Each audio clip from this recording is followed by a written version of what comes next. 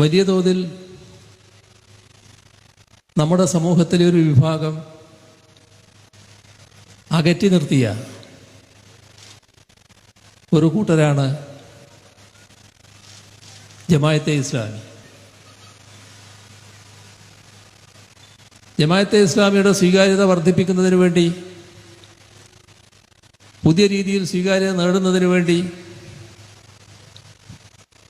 അതിൻ്റെ ഉദ്ഘാടന പരിപാടിയുമായി ബന്ധപ്പെട്ട്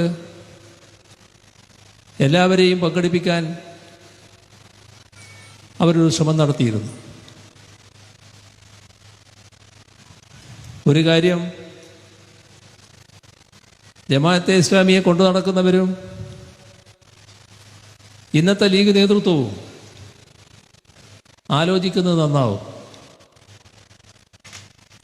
അന്ന് ആ പരിപാടിയിൽ പങ്കെടുക്കാൻ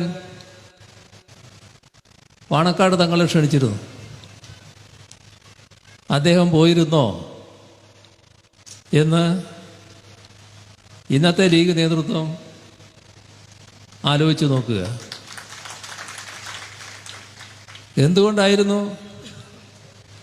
പോകാതിരുന്നത്?